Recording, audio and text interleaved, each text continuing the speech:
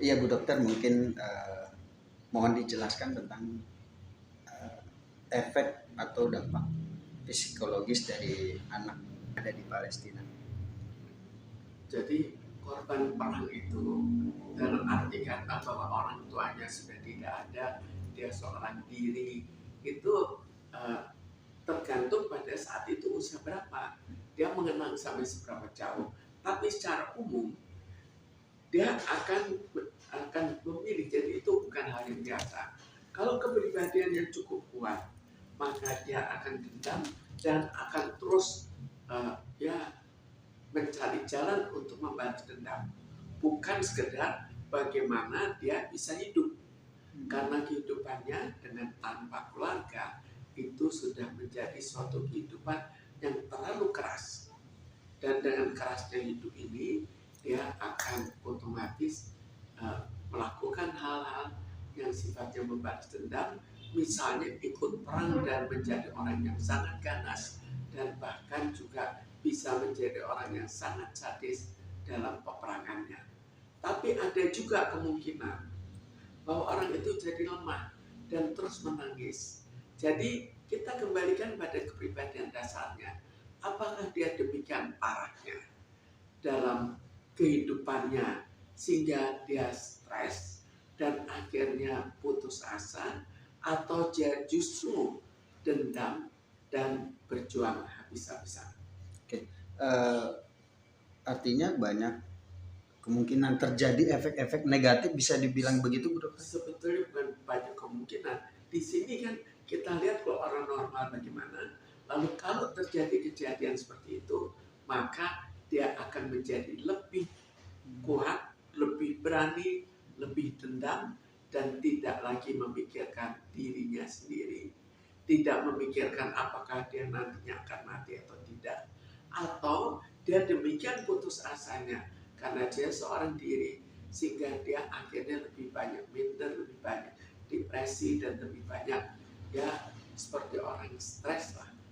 Sebetulnya lebih tergantung pada apa yang dia alami dan bagaimana kepribadian dasarnya.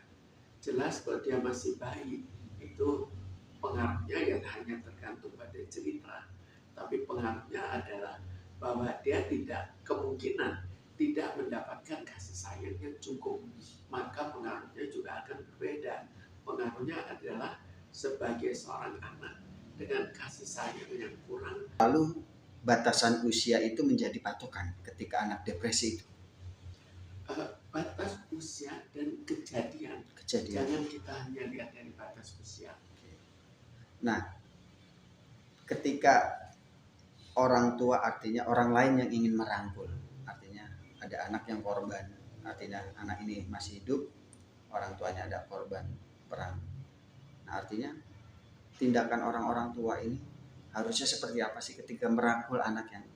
Jadi kalau merangkul anak ini, anak yang korban perang dalam keadaan stres, mungkin juga dalam keadaan dendam, maka jika ada orang tua yang mengasuh, pertama harus mengerti keadaan dia dan tidak emosi terhadap hal-hal yang menyimpang, tidak seperti anak biasa. Jadi harus juga bersabar dan harus mendidik, memberikan pengertian, sehingga akhirnya trauma yang terjadi bisa berkurang.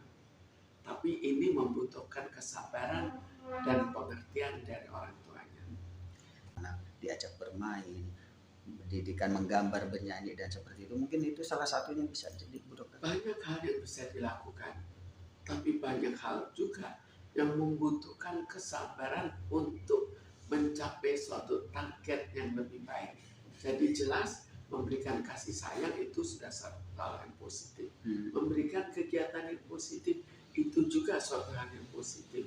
Memberikan pengertian, banyak berdiskusi yang positif itu juga positif. Jadi lalu semua itu disesuaikan dengan sendirinya, dengan keadaan anak itu. Anak itu sedang menangis, jangan kita paksakan untuk memberikan pengertian.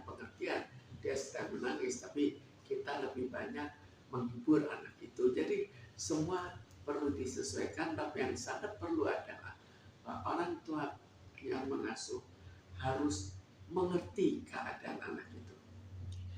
Nah, artinya bagi orang tua ini bisa dibilang nomor satu adalah kasih sayang kuncinya.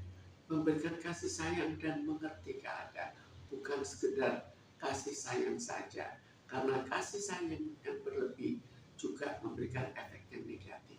Tapi kasih sayang, lalu diskusi, lalu pengertian yang disesuaikan dengan keadaan pada anak ini. Level-level traumatik terhadap anak.